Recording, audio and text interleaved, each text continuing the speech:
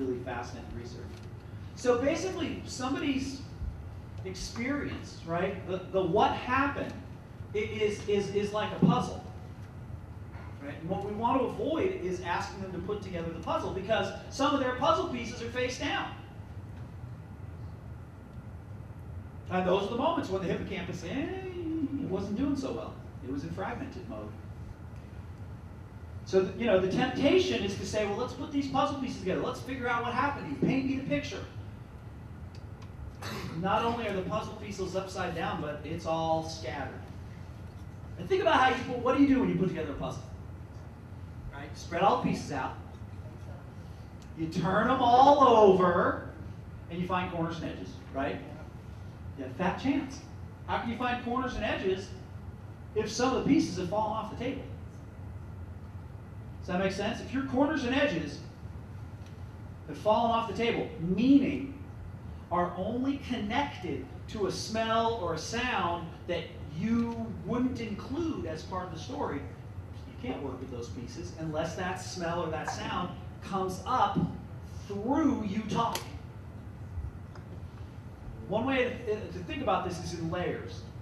You've got layers of memory. I mean, that's not neurobiologically accurate. It's a metaphor. But if you've got layers of memory, they tell you the story.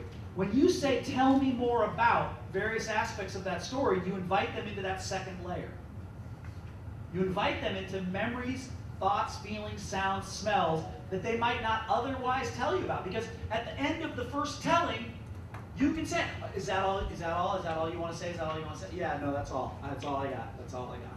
And then you say, well, tell me more about the smell of smoke that you mentioned. Oh, all of a sudden, they've got another 20 minutes to talk about.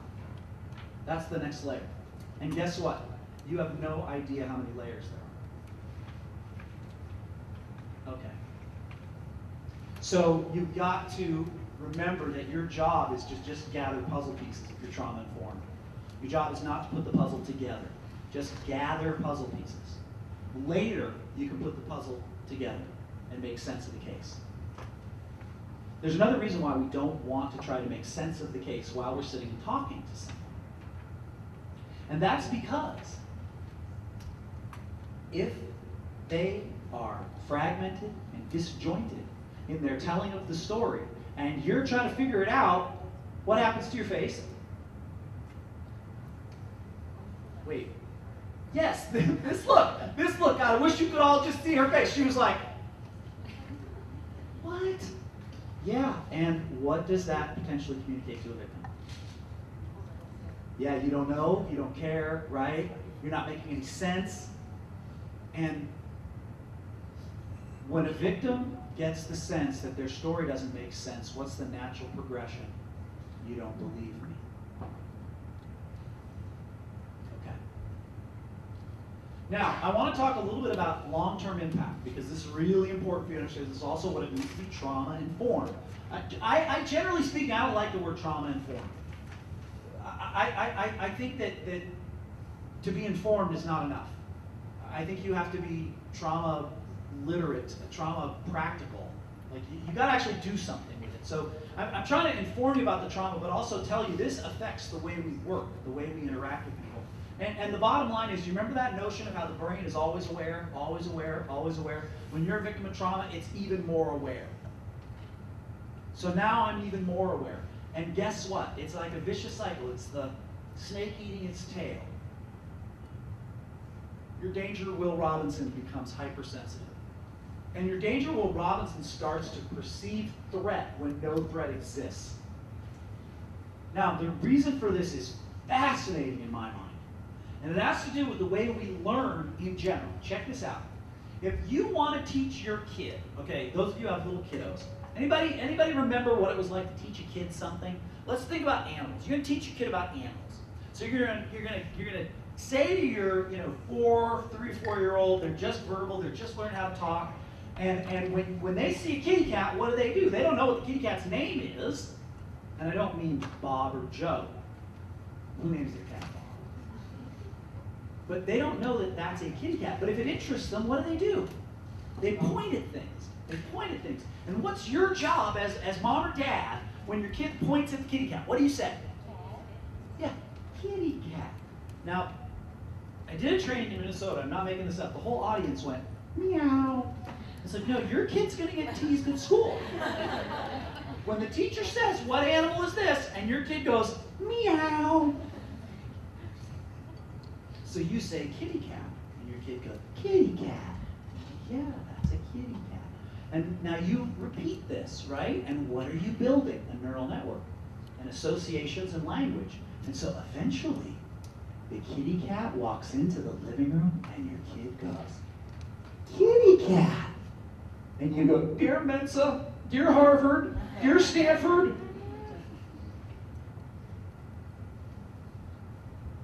And then your child walks outside and a little puppy dog runs into the yard, and what does your kid say? Kitty cat. And you're like, well, you know what, high school's not for everyone. So what's happening is, your kid's brain is mapping 2 pointy ears, little snout, and a tail and fur. That's called kitty cat. That's called kitty cat. And it generalizes because look, there's snout, there's pointy ears, there's tail, there's fur. It's generalizing, going, oh, so that must be a kitty cat too.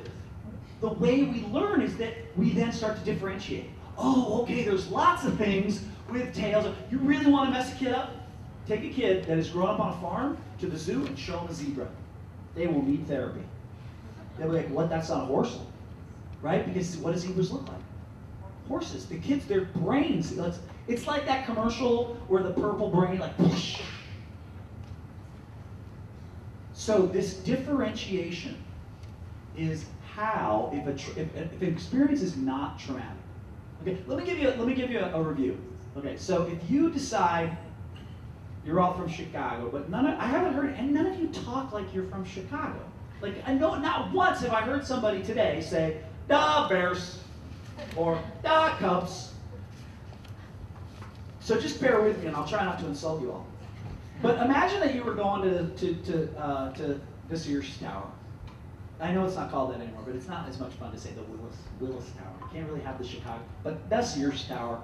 And you're up there, okay? And you're on the railing doing Ferris Bueller's Day Off, right? You're pushing your head against the window. Now, in that position, compared to standing in the middle of the floor, are you higher or lower in your vigilance when you're up on the railing?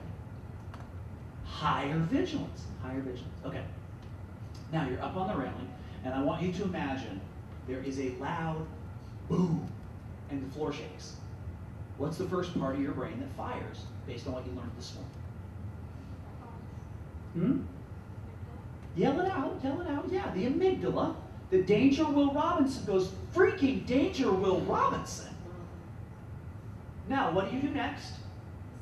You assess. You scan the environment. You scan the environment. And you look at people's faces. And you smell, is there smoke? Is there an alarm going off? Now, I'm going to give you a scenario. You don't smell any smoke. There's no alarms going off. And when you look around the room, all the people are like, yeah, can you believe the Cubs won a World Series? Right? They're just like, Now, is that consistent with map of safety or map of danger? Yeah, map of safety. That's called a softball question. So when that happens, you start to calm down. The threat passes. Now, when the threat passes, that's when your prefrontal cortex kicks into play. Okay? The prefrontal cortex is what allows us to learn and differentiate, because we think about it and we go, oh, kitty and doggy.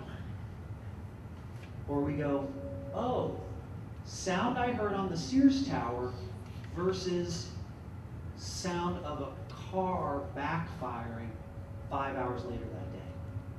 And so if the experience on the Sears Tower wasn't traumatic, when the car backfires, we're not going to respond in the same way we respond on the Sears Tower. And the reality is, trauma blocks that differentiation process. Trauma blocks the prefrontal cortex. And the sad reality for any of us, because I'm a victim of trauma, we have a neural network that's active all the time.